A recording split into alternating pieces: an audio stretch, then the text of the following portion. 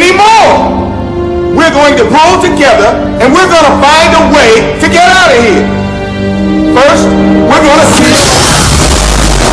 Sharks never show any loss of brain activity as they age. We're this close to the reactivation of human brain cells. Wih, ngeri juga cuplikan film barusan ya guys. Untung cuma di film ya. Tapi keganasan ikan hiu gak cuma di film loh. Ikan hiu sensi banget kalau udah nyium bau darah. Bawaannya pengen nyerang mulu tuh. Tahu nggak sih, mereka bisa mencium aroma darah dari jarak 2 km. Dahsyat kan? By the way, ada yang tahu nggak sih kenapa si ikan hiu sensitif dengan bau darah?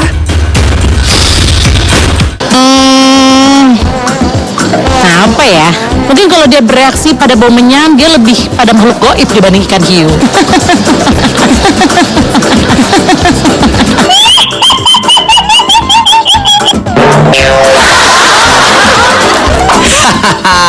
Bisa aja nih jawabnya Cici Panda. Masih salah ya. Mungkin karena baunya amis kali ya. Jadi dia terangsang. Soalnya dia kan pemakan. Karena dia suka daging manusia. Dia juga suka darah. Makanya darah kali. Ikan hiu itu termasuk binatang laut yang sifatnya predator. Jenis ikan macan yang hobinya memburu, yang lebih kecil dari ikan itu. Bener tuh jawaban Bang Bopak. Ikan hiu termasuk ikan predator yang memiliki penciuman yang sangat tajam. Salah satu karakter ikan sebagai predator adalah memiliki kemampuan penciuman yang tajam. Yang kedua juga memiliki penglihatan yang tajam. Hampir 2/3 dari susunan saraf ikan hiu itu didominasi oleh saraf yang berhubungan dengan aspek penciuman. Sehingga ikan ini sangat kuat penciumannya, bahkan dengan konsentrasi darah yang sangat kecil, sekitar 11 darah per 1 sel air, ikan hiu masih mampu mendeteksi keberadaan darah.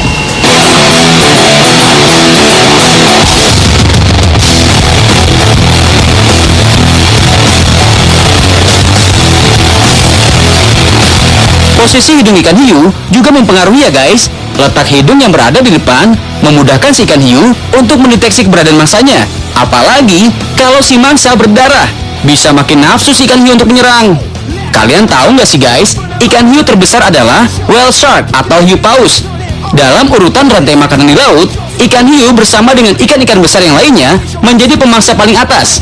Oh iya, ikan hiu termasuk hewan yang reproduksinya cukup lama. Dalam 2 atau 3 tahun, mereka hanya bereproduksi sekali. Selama waktu itu, keturunan yang dihasilkan hanya 1-10 saja. Udah susah berkembang biak, banyak manusia yang memburu ikan hiu tuh. Nggak heran deh, kalau saat ini, populasi ikan hiu makin menurun. Yang kalian harus tahu nih guys, jika ikan hiu punah, maka keseimbangan ekosistem laut juga akan terganggu. Akibatnya, terjadi ketidakseimbangan populasi pada ikan-ikan di bawah ikan hiu. Kalian nggak mau kan, variasi ikan di laut kita berkurang? Ikut hentikan perburuan ikan hiu ya guys.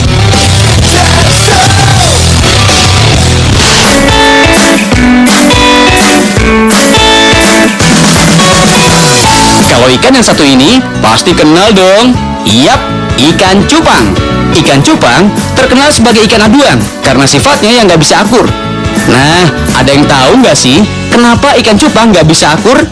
Kita tahu kita tidak bisa memaksakan semuanya untuk selalu hidup damai. Memang kadang-kadang di dunia ini dibutuhkan perseteruan-perseteruan seperti itu. Nah, saya juga pernah tanya gitu kan ke anak saya, nantinya berantem katanya. Karena dari segi fisikisnya sama-sama monyong, maka disebut ikan cupang. Iya, sama-sama monyong. Jadi kalau dia ketemu cupang sama cupang tuh main unjuk-unjukan bibir kayak gini. Karena dia ingin melayaninya sendiri. Karena dia tidak akrab. Belum mengenal satu sama lain kali. Karena dia bermusuhan.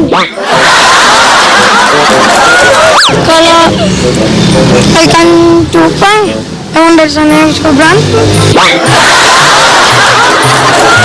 Masih salah semua ya jawabannya. Ikan cupang termasuk ikan yang nggak bisa bareng dengan sesama jantan. Itu tuh yang membuat mereka saling menyerang. Karena memang secara genetik ikan ini tergolong yang ikan yang tidak bisa bersama-sama untuk satu jenis kelamin jantan. Karena memang ikan ini dilengkapi dengan keinginan untuk menguasai teritori. Udah tahu kan sekarang mereka berantem untuk berebut wilayah. Insang dan sirip ikan cupang akan mengembang kalau mereka udah mulai emosi. Kayak yang ini nih. Sebenarnya sih, hampir semua ikan akan agresif jika merasa terganggu. Apalagi ketika mereka sedang berduaan dengan pasangannya. Hehehe. Ada yang mau memelihara ikan cupang? Mudah kok perawatannya. Cukup disimpan di dalam toples-toples kaca. Nggak perlu alat gelembung udara ya guys. Soalnya, selain memiliki insang, ikan cupang juga punya labirin yang dapat menyimpan oksigen lebih banyak. Guys, ada jenis ikan cupang aduan dan ikan cupang hias. Ikan cupang aduan disebut juga ikan cupang plakak. Cirinya adalah ekor ikan cupang yang pendek. Nah, kalau contoh ikan cupang aduan adalah ikan cupang half moon. Disebut half moon karena ekornya berbentuk seolah-olah seperti bulan separuh. Kalau yang ekornya berubah ini disebut ikan cupang serit.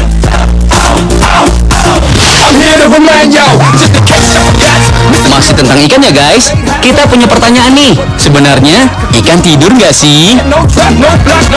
Tidur lah, semua makhluk hidup juga tidur. Cuman bedanya ikan itu tidurnya melek. Nah ini gue tahu nih, karena ikan itu setahu gue tidak dilengkapi dengan kelopak mata.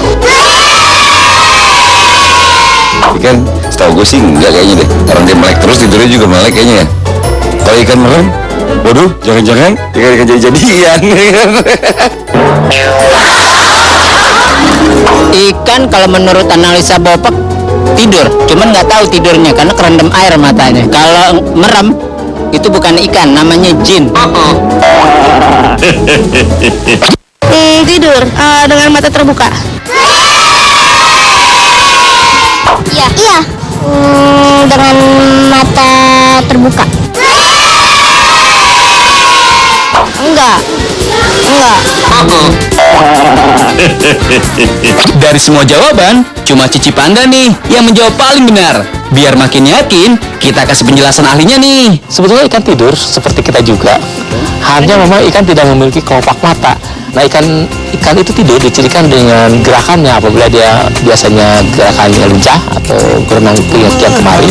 Tapi saat ketika lihat ikan itu diam saja, kemungkinan dia sedang tidur.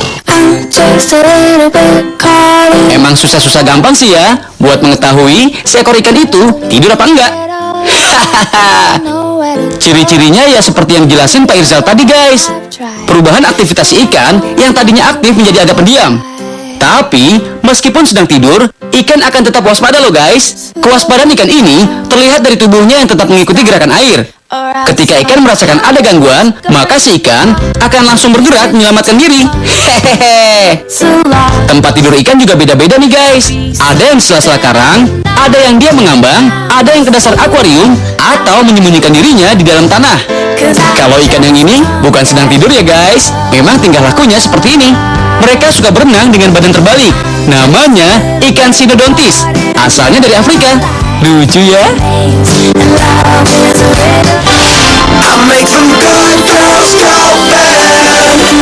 Setelah yang satu ini, kita akan bahas tentang belut listrik nih guys. Tetap di Tahu Nggak Sih ya. Sebelum ini ngecas dulu, kayak kita ngecas handphone aja ya kan. Di tubuh badannya itu ada elemen-elemen yang mengandung elektronika. Yeah, daddy's little girl, just take a bite.